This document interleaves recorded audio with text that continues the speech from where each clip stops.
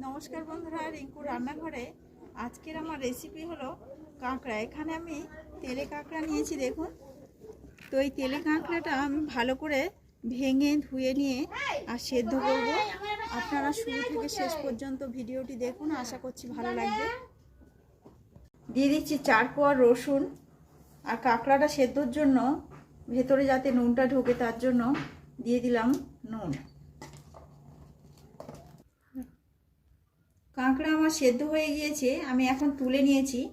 ভালো করে কাঁকড়াটা আমি ভেঙে নেব, নিয়ে পরিষ্কার করে নেব, নিয়ে আমি বাটবো ওটাকে।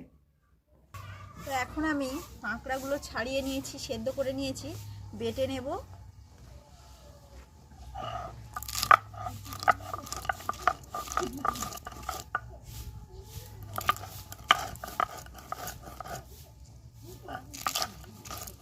আপনারা তেলে কাঁকড়া তো অনেক রকমভাবেই খান, এইভাবে একবার বাটা করে খেয়ে দেখবেন কত সুন্দর লাগে।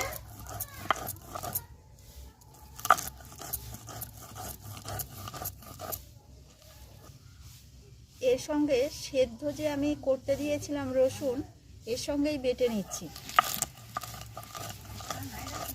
বাটা হয়ে গিয়েছে দেখুন, এখন আমি তুলে নেব।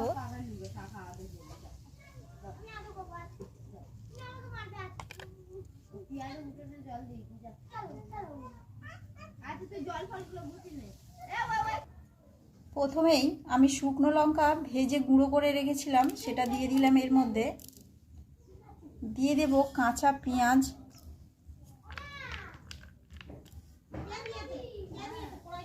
ধনে পাতা,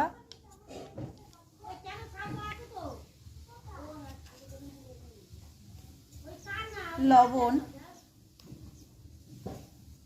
আর দিয়ে দেব সর্ষের তেল। সর্ষের তেল সব কিছুই আমার দেওয়া হয়ে গেছে উপকরণ। এখন আমি ভালো করে মেখে নেব।